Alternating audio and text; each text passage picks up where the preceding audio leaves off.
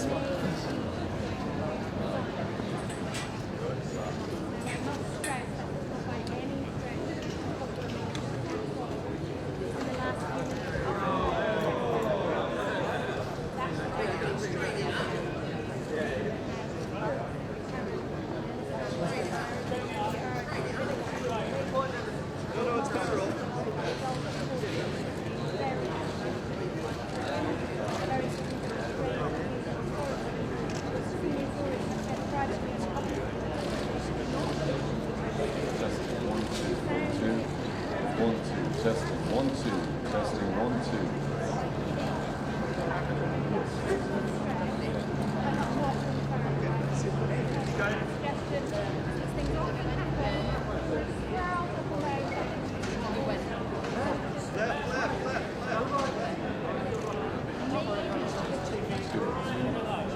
All good?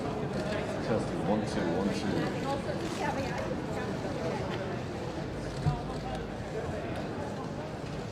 1, 2, testing, 1, 2.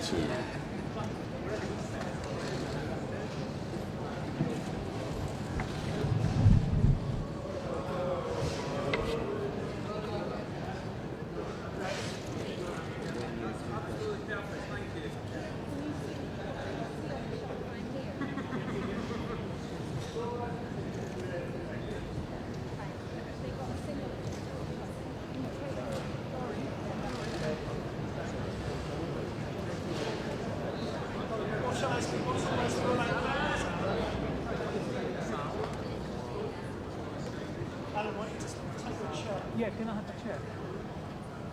You don't need hitting those panels. I'm not going to hit anyone. Six, they're all mounted on those railings. I'm not going to hit. I'm not going to hit.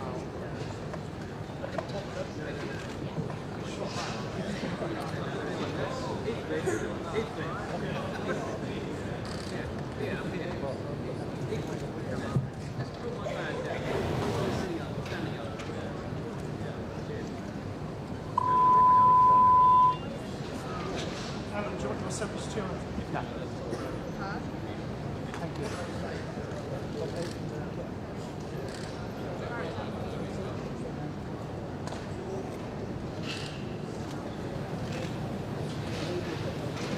Actually, I'll pass it over just so I don't forget it. Come in a second. Thank you.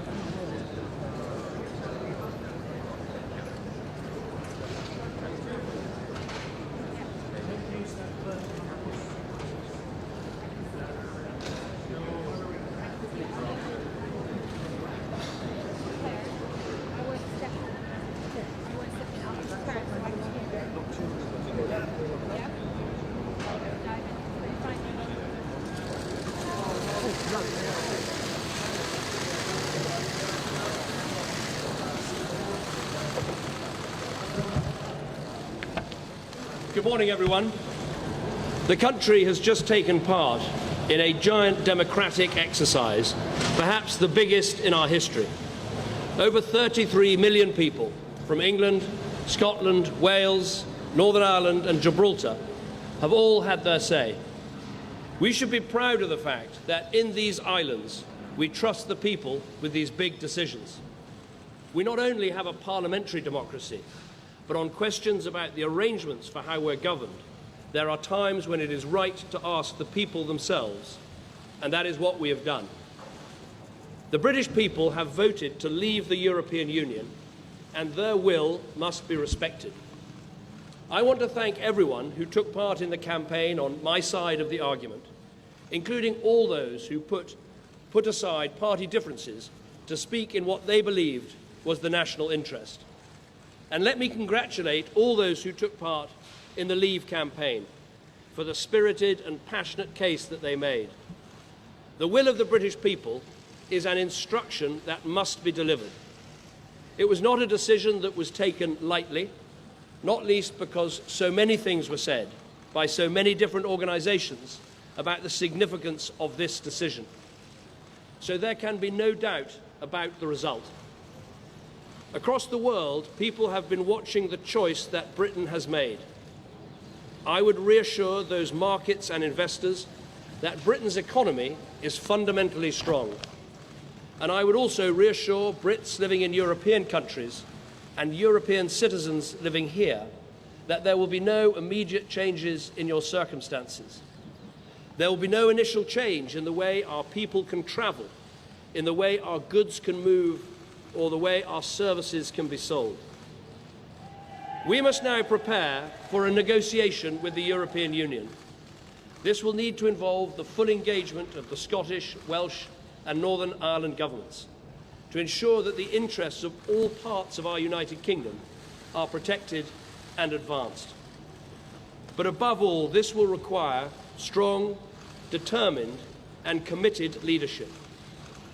I'm very proud and very honoured to have been Prime Minister of this country for 6 years. I believe we've made great steps, with more people in work than ever before in our history, with reforms to welfare and education, increasing people's life chances, building a bigger and stronger society, keeping our promises to the poorest people in the world, and enabling those who love each other to get married, whatever their sexuality. But above all, restoring Britain's economic strength. And I'm grateful to everyone who's helped to make that happen. I've also always believed that we have to confront big decisions, not duck them. That is why we delivered the first coalition government in 70 years to bring our economy back from the brink. It's why we delivered a fair, legal and decisive referendum in Scotland. And it's why I made the pledge to renegotiate Britain's position in the European Union and to hold a referendum on our membership, and have carried those things out. I fought this campaign in the only way I know how, which is to say directly and passionately what I think and feel, head, heart and soul. I held nothing back. I was absolutely clear about my belief that Britain is stronger, safer and better off inside the European Union. And I made clear the referendum was about this and this alone, not the future of any single politician, including myself. But the British people have made a very clear decision to take a different path. And as such, I think the country requires fresh leadership to take it in this direction. I will do everything I can as Prime Minister to steady the ship over the coming weeks and months. But I do not think it would be right for me to try to be the captain that steers our country to its next destination. This is not a decision I've taken lightly, but I do believe it's in the national interest to have a period of stability and then the new leadership required. There is no need for a precise timetable today, but in my view we should aim to have a new Prime Minister in place by the start of the Conservative Party conference in October. Delivering stability will be important, and I will continue in post as Prime Minister with my Cabinet for the next 3 months. The Cabinet will meet on Monday. The Governor of the Bank of England is making a statement about the steps that the Bank and the Treasury are taking to reassure financial markets. We will also continue taking forward the important legislation that we set before Parliament in the Queen's speech. And I've spoken to Her Majesty the Queen this morning to advise her of the steps that I'm taking. A negotiation with the European Union will need to begin under a new Prime Minister. And I think it's right that this new Prime Minister takes the decision about when to trigger Article 50 and start the formal and legal process of leaving the EU. I will attend the European Council next week to explain the decision the British people have taken and my own decision. The British people have made a choice. That not only needs to be respected, but those on the losing side of the argument, myself included, should help to make it work. Britain is a special country. We have so many great advantages. A parliamentary democracy where we resolve great issues about our future through peaceful debate. A great trading nation with our science and arts, our engineering and our creativity respected the world over. And while we are not perfect, I do believe we can be a model of a multiracial, multi-faith democracy where people can come and make a contribution and rise to the very highest that their talent allows. Although leaving Europe was not the path I recommended, I am the first to praise our incredible strengths. I've said before that Britain can survive outside the European Union, and indeed that we could find a way. Now the decision has been made to leave, we need to find the best way. And I will do everything I can to help. I love this country, and I feel honoured to have served it. And I will do everything I can in future to help this great country succeed. Thank you very much.